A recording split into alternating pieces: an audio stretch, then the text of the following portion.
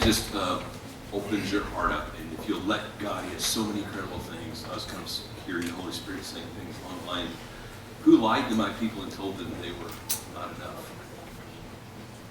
See, often we're religiously brainwashed instead of New Testament taught. The Scripture says that you're not a worm in the dirt if you're a follower of Christ. It says you're the righteousness of God in Christ. Amen. You're the apple of His eye. You're an heir of God, a joint heir with Jesus Christ. You are kings and priests in this world. You're the ambassador of God Almighty to this earth, appointed by Him. This morning, I want to talk to you a little bit about something of what we're going to call failing to the front of the class. Now, everybody in here has failed. Everyone in here has blown it. All of us. But you know what? A lot of times we look at failure and we go, I'm just going to quit. I'm throwing in the towel. But instead, God wants to fail you to the front of the class. And if we can get a hold of that, let Him speak into your heart. I think we've got something here that will give you some things to hang on to and maybe a clear illumination of something. I'm going to share several things with you today. Proverbs 24:16 to me was the key verse for a lot of this. And Proverbs 24:16, as Solomon often does, draws a contrast. Though the righteous fall 7 times, they rise again. But the wicked stumble when calamity strikes. And he draws this contrast with this. And I want to focus on the first part. For though the righteous fall 7 times, they rise up again. It's not that you don't fall. You're going to fall. It's not that you don't fail. You're going to fail. But as Vince Lombardi once famously said, it's not whether you get knocked down, it's whether we get back up. Life will sometimes hit you in the stomach, put you down, and if we let it, take us out. Or we can choose to get back up. Because the righteous aren't the ones who don't fall. They're the ones who will get back up. And if you put your trust in God, it doesn't matter where you failed. He can put that together. Listen really carefully. You catch nothing else today, catch this. You are not a failure. Failure is something that happens to us, but that's not who you are. We're going to see some examples of that from life and Scripture today. But you're not a failure. Failure is a thing that happens to you. You may have a car wreck someday. I mean, God forbid, but it happens. You are not a wreck. A car wreck is something that happened to you.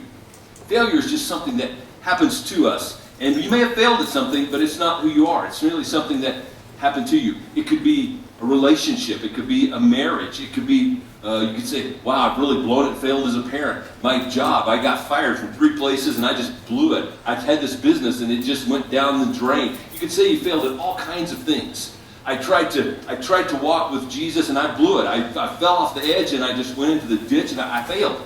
I failed. I had this ministry that I thought was really going to affect people and it just never happened and it just failed and I finally just quit.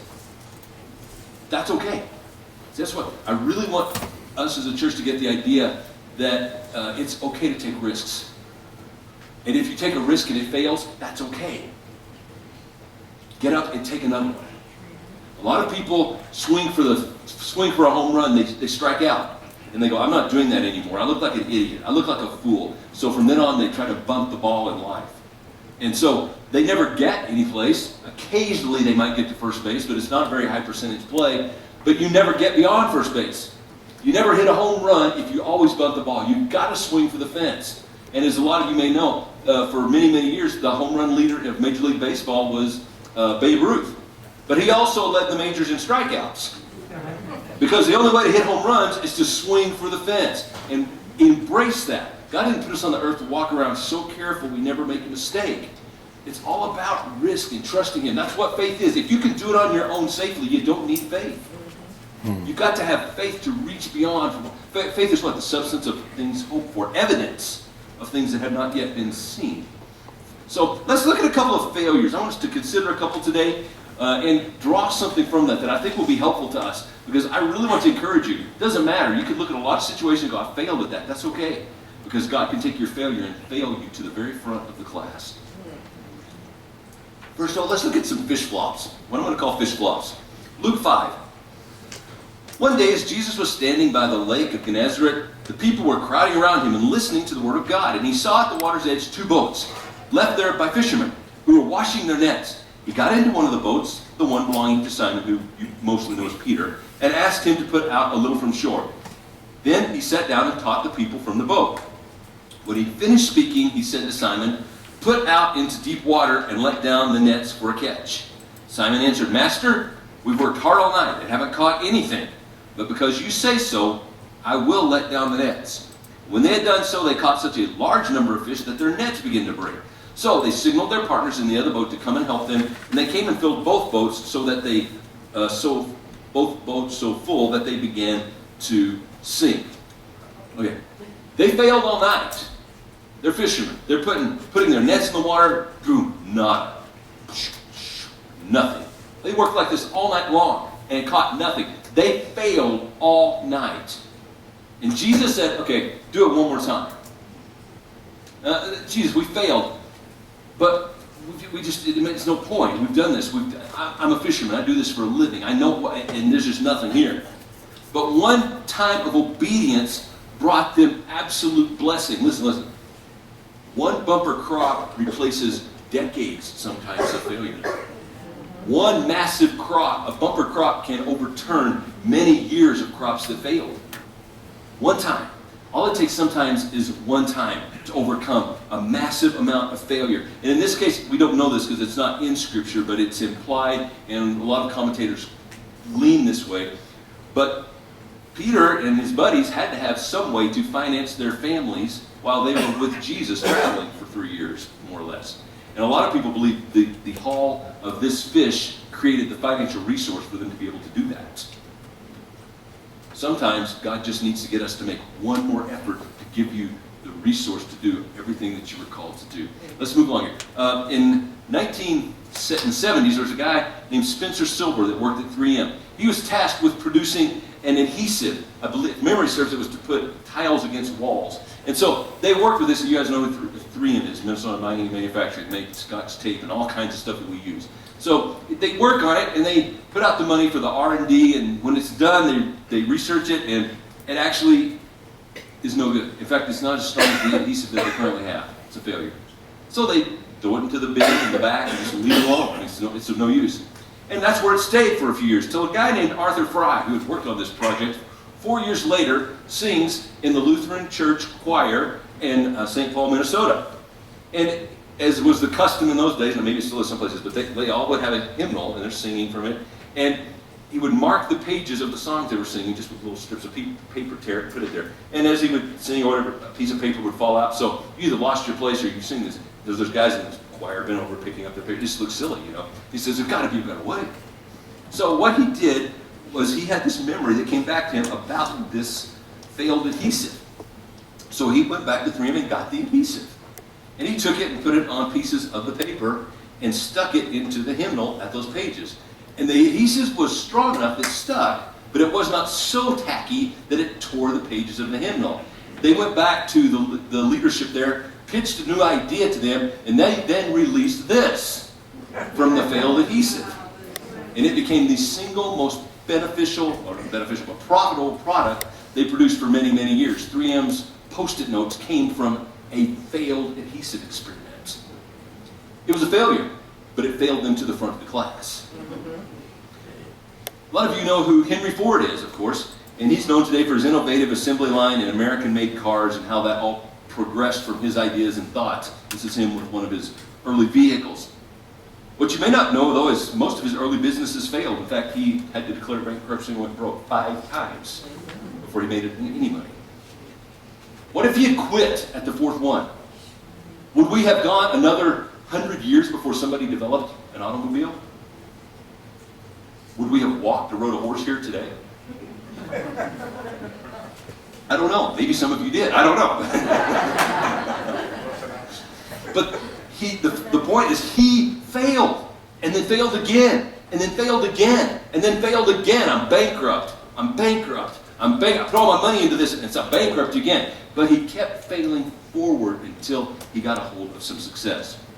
Some of you may have heard of this guy, Stan Smith. Now, it's been a few years, but not all that many. What you may not know is that he tried to become a ball boy for the Davis Cup. How many know what the Davis Cup is? It's about some of us. The Davis Cup is when your country sends representatives to basically play kind of like an Olympics of tennis. And it's a pyramid, kind of like international soccer. And you have men's, women's, doubles and then mixed doubles, and so you win enough of these, you get to go forward. So it's kind of a cool thing. A lot of tennis players love to do it because it's one of the few places you actually can go represent your country in this sport. It's kind of a real feather in the cap to have been in the Davis Cup, to represent your country as one of the few people that did that. Well, he wanted to be around the sport, so he said that, I want to be a ball boy for the Davis Cup. So basically, you've seen this, they're playing tennis, and a guy hits one into the net, or it goes out, one of the ball boys or ball girls runs and grabs the ball and brings it back, and they may give it to the players, whatever. They're basically shagging balls for them while they play. And he wanted to be one of those people, just be around the sport. He was told that he was, and I'm quoting here, he can't because he's, quote, too clumsy and uncoordinated. You're too clumsy. You're too uncoordinated to fetch balls for us while we're playing tennis. But he was not deterred by this failure. I mean, I'm not even playing tennis. I just want to go pick up the tennis balls, and you're going to fall and sit down before you hurt yourself. And so they told him no. He was rejected for this job. But he continued on, and he went on to prove them wrong, that he could showcase his not quite so clumsy skills as he went on to win Wimbledon. He won the U.S. Open, and he personally took home 8 Davis Cups from a guy that was told, you're too uncoordinated and clumsy to be able to fetch balls for us while we play tennis. He failed, but he kept failing to the front of the class. Listen, I don't care where you failed. I don't care what you messed up. God can take it and turn it and mix it and put the pieces back together, because the righteous may fall 7 times, yet they will rise up again. Amen. My relationship crashed. That's okay. The next one doesn't have to. This business went bankrupt. That's okay. The next one doesn't have to. I got fired from this job. That's okay. There's other jobs that you won't be fired from. I tried this ministry and it didn't work. That's okay. Pray, get the heartbeat of God, get the vision of God, launch a new one. Get into what He's calling you to do and take that. This person's really well known to everyone. Thomas Edison. Oh, thank you. I missed it. Actually, if you want to know how popular and well Stan Smith did and is to this day, go to any of the shoe stores in the mall. This is one of the largest sellers that Adidas still puts forward, the Stan Smith model tennis shoe. From a kid too clumsy to fetch tennis balls. Thomas Edison. A lot of you may know some things about him, and it's well known that some of his failures. One of the things that's most striking to me was his teachers told him, this is a direct quote, he is too stupid to learn anything.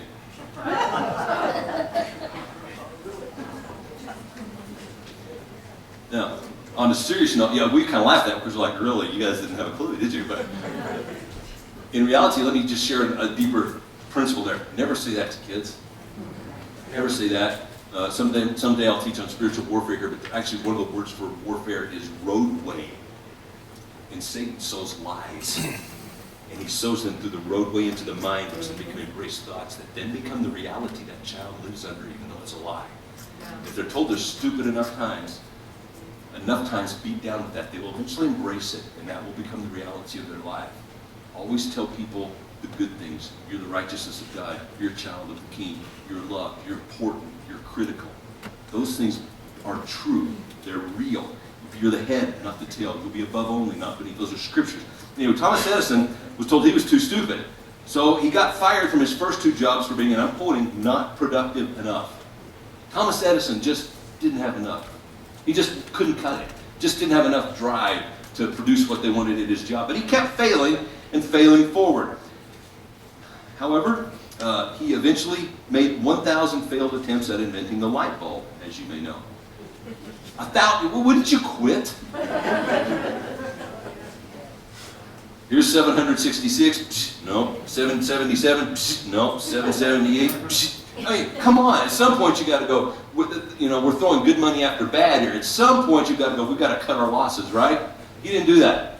He just kept losing and losing and losing until he failed to the front of the class. Did it work? Look up. These things we have over our heads are proof that he did well. In fact, he had this quote to say, many of life's failures are people who did not realize how close they were to success when they gave up. What if he had quit 3 times too early for the light bulb? Maybe we'd be sitting around with candles today. I don't know. But the fact that he kept pushing forward was critical and key, and he didn't quit. Listen, you may fail many times. That's okay. The righteous fall. The righteous fail. But get up and go forward. They fall, but they rise up again. You know, I tried to serve God. I failed. I blew it. I didn't have it. That's okay. Rise up and go forward. Let's talk about this one. What I'm going to call a change of heart. This is a depiction of the human heart. Two scientists at Pfizer Pharmaceuticals were tasked with developing a medication to fight heart angina. And they worked pretty diligently on this. Now, if you know anything about pharmaceuticals and pharmacy companies, it costs a lot of money to do research, development, testing, and to bring a product to market. It costs a lot of money. So, they're working on this project to create this medication to take care of the symptoms of heart angina. And when they are done, the tests failed miserably. They said, and I'm quoting, "It is of no help at all." Okay, we just spent $5 million researching a product that is, quote, of no help at all. We've been better off just to give them an aspirin and a bottle of water. So what are they going to do? I mean, how would you feel if you were the project leader of this project and you just wasted several millions and a couple years worth of effort and then salaries on this project that is an utter, total, and complete failure? Probably like, I'm going to lose my job. But as they had talked to their test subjects, they noticed an interesting side effect of this angina medication. And before long, they repackaged it and marketed it based upon the things that it was actually doing to their test subjects, and it became released as this, Viagra, the little blue pill.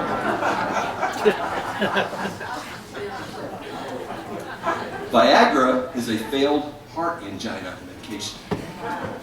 But it became the single largest moneymaker for Pfizer Pharmaceuticals for several years running. Failed, but they failed to the front of the class. Peter jumps out of the boat. Now, you know most of you know this story. Jesus comes walking on the water, and Peter sees him. They go, "Oh, it's Jesus." And he says, "Lord, if that's you, if it's really you, tell me to walk to you on the water." I've always thought about this. Like, what could Jesus do? Well, it is me, so I can't not call you. So I kind of like this. Peter puts him in a corner. "It's me, come." So Peter bails out of the boat. He goes walking across the water. And you guys know this story. And he's walking to Jesus, and then he gets his eyes on the wind and waves, and he sinks. And "Master, save me." And Jesus picks him up, and they walk back to the boat. Now, I'm going to suppose that if your experience has been like mine, if you've heard 100 messages about this in your lifetime, about 99 of them dealt with the fact that keep your eyes on Jesus and you won't sink. Peter got his eyes on the storms of the life, not on Jesus, and that's the application they make, all right? Okay, may I suggest this? That application is normally made by people that didn't have the guts to get out of the boat to start with. I mean, who are these other 11 guys that didn't have the nerve to walk on the water with Jesus to criticize the guy who did just because he had a failure in his walk? If they were all that in a bag of chips, why weren't they out there mentoring Peter how to do it and not sink? So, I encourage you, if you see Jesus calling, jump out and go. And if you fall under the water, that's okay. He's got enough on tap to pull you back up. Do you notice? None of these other guys ever walked with Jesus on the water. Just Peter. Now, they could all say, "I never failed." That's true, but you never succeeded either.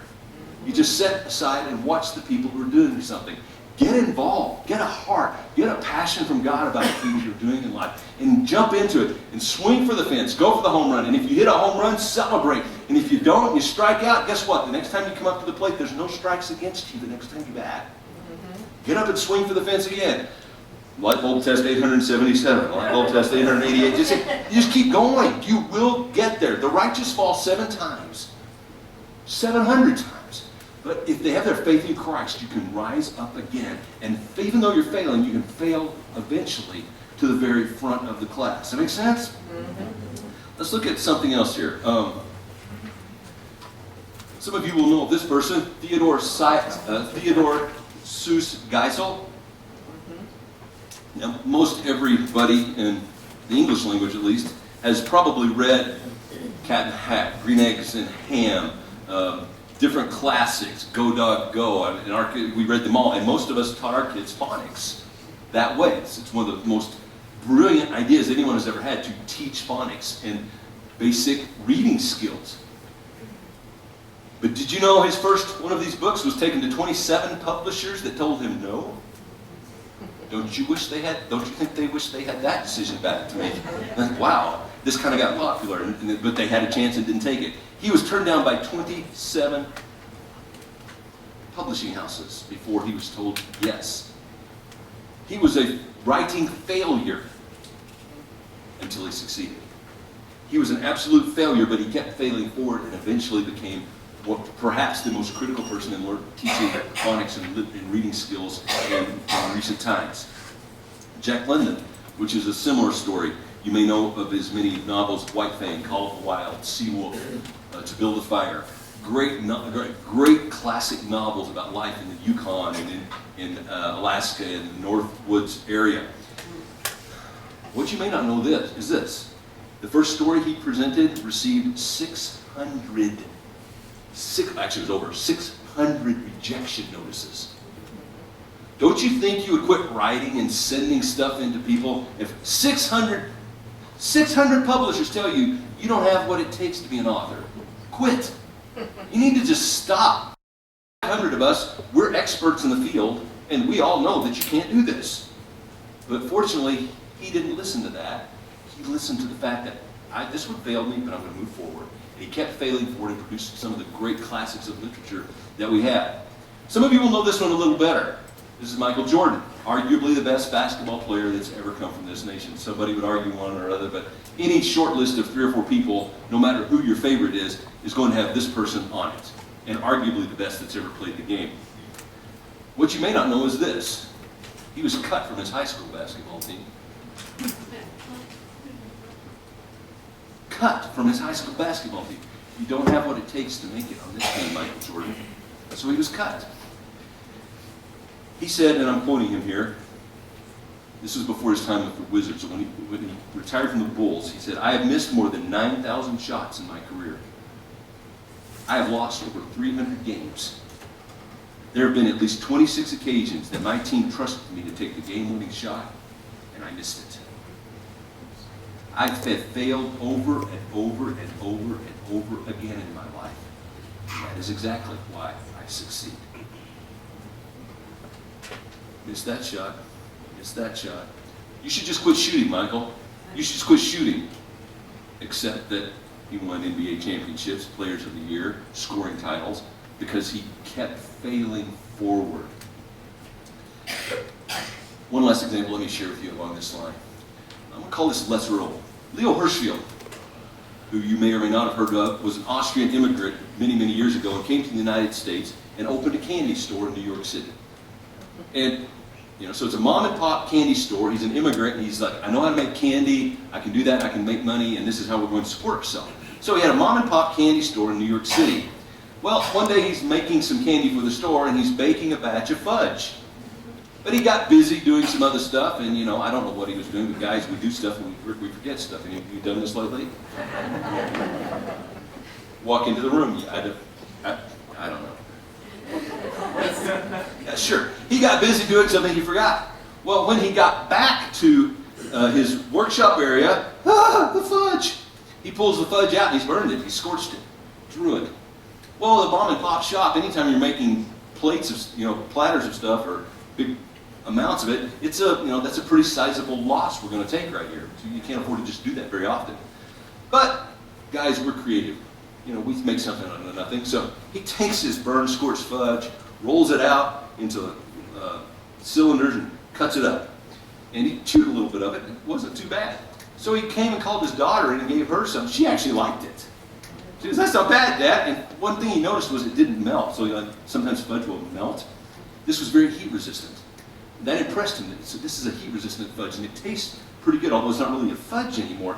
So he decided he would market it, and he began to, at that year in February of 1896, marketed his first one named after his daughter, Clara. Clara Tootsie Hirsch. Tootsie Rolls are a result of burned fudge. A failed batch of fudge created Tootsie Rolls.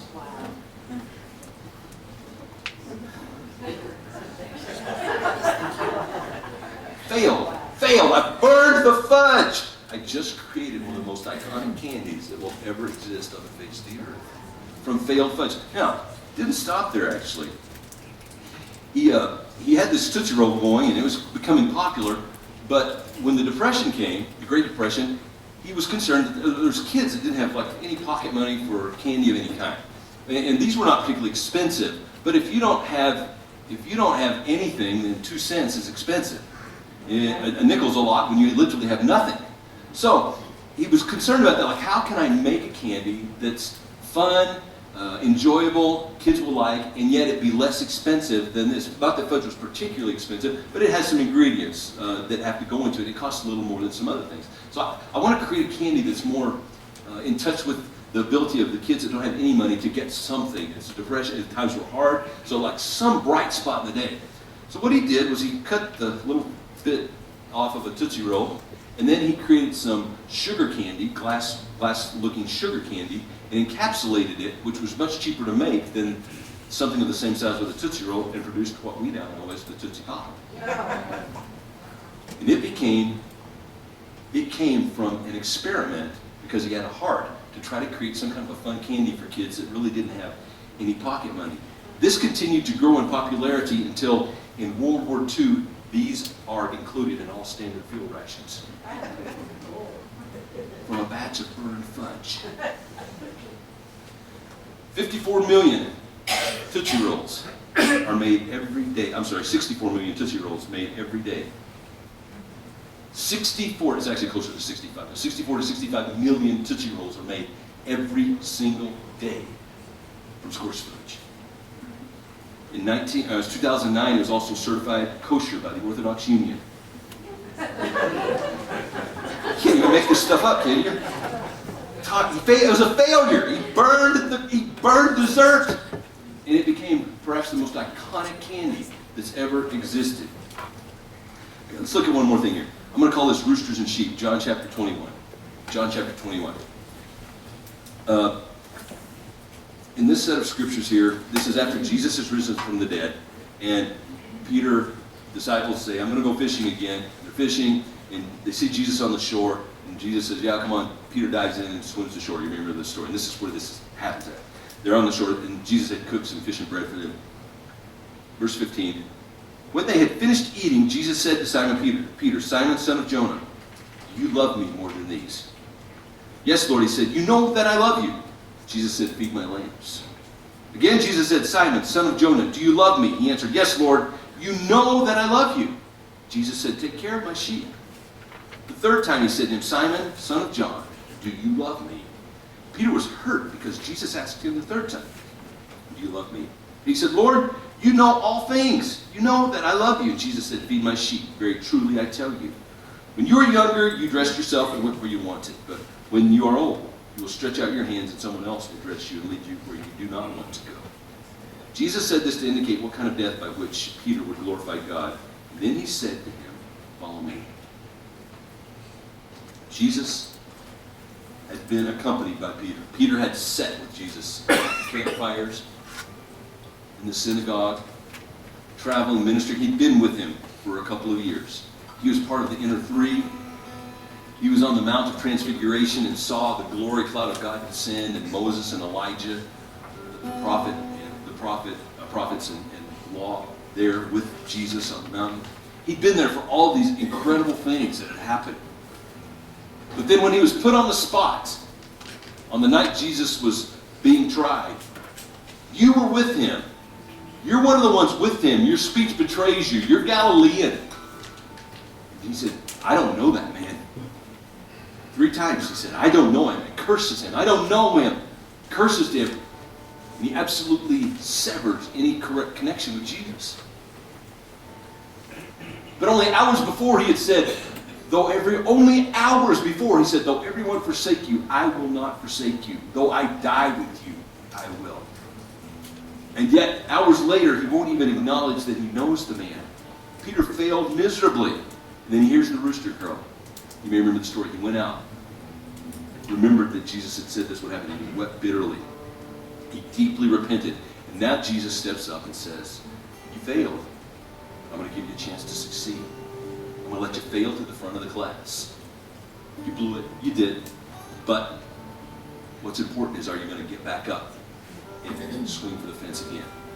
And he says, do you love me? Now, some of you may have a little bit of more original language knowledge there, but in English that doesn't translate as deeply as it's understood. Yes, he asked him that 3 times, but he asked him a little more fully. He said, Peter, do you love me like God loves you? Peter, do you love me like a man loves his brother? And the last one he asked him, Peter, are you even my friend?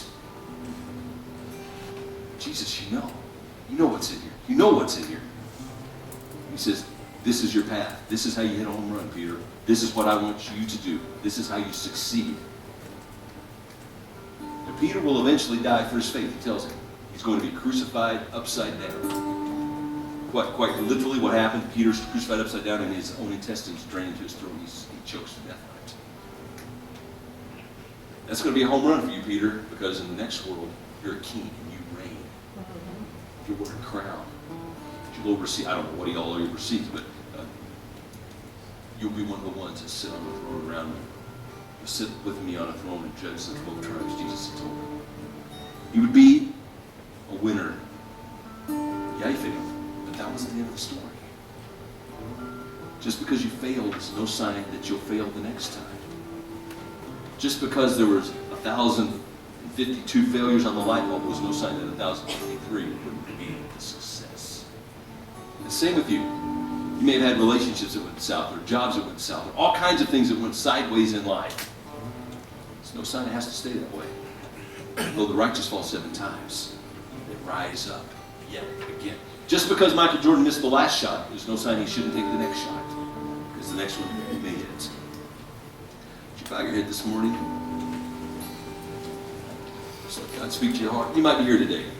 And you'd have to, if you're honest, you'd have to say, I failed at some things in life. Just like Silver Spencer at 3M, the adhesive didn't work, that failed. Let me emphasize this. Just because something failed, just because you failed, doesn't mean anything except something didn't work right. You are not a failure.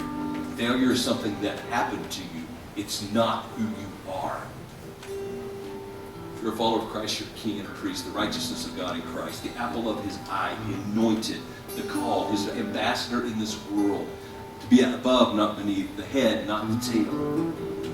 That's true today. You can say, wow, I've blown some stuff on my job, or I've blown some stuff in a business, or I've blown some stuff with my parenting, or I've blown some stuff in my marriage, or with other relationships, or with my finances, or a ministry I was called to do, and it just never took off, and I wanted to see people come to Jesus, and it never happened. I just failed. It just didn't happen. But I'm not content to leave it that way. I'm going to embrace risk. I'm going to step up to the plate. I'm going to take some chances. It might mean me risking being hurt again, but you know what? It's worth it to win. I may have failed, but I'm not going to stay here. If I fail, I'm going to fail to the front of the class. That's true for you. I want us to pray together. If that's true for you, for something specific you can think of right now, slip your hand up. Let's pray together. Any of us. Father, you see the hearts. Father, more importantly, you see every element of our past that's made us into what we are. We have people in the room today that have failed in many areas. We all have. Forgive us. But Father, give us courage. Give us wisdom. Give us gumption to step up to the plate and swing for a home run again. To take a risk for you. And if we fail trying our best for you, then hey, we'll get up, dust ourselves off, and let's have another go at it. Because the next one may be the one that spiritually is the filament that lights the light bulb. The next one may be the shot that wins the game. The next one may be the mistake that we made in our candy of life that turns into our Tootsie Roll of promise. Be it unto the people, Father. Let us see great things happening from this church. People risking, people reaching, people attempting to do more than they ever believed. Not afraid of failure, but simply wanting to be full and complete in fulfilling your plan in this life, Father. Pray and ask you, Jesus. We're going to sing this song together. I want you to really just let this kind of sink in. But after that, and Josh dismisses us, when we leave today, the ushers have some wicker baskets of Tootsie Rolls. Make sure you take a couple. We got a lot of them. Take some. And every time you see a Tootsie Roll, from this day forward, you remember this message. Amen. You look at that and go, this was failed. This was a failed dessert. This was a failure that now makes 65 million of these a day because somebody was able to fail forward and not stay in the failure. So it's okay to fail. If you're not failing, you're simply not trying. So it's okay. You know what? I bet a lot of people wish they'd have scorched their fudge when this started happening, huh? Sure. Amen. Amen. Let's sing this together, and then we'll be dismissed. Whenever you see these in the future, remember, you're not a failure. Failure is just something that happened, but God can fail you too.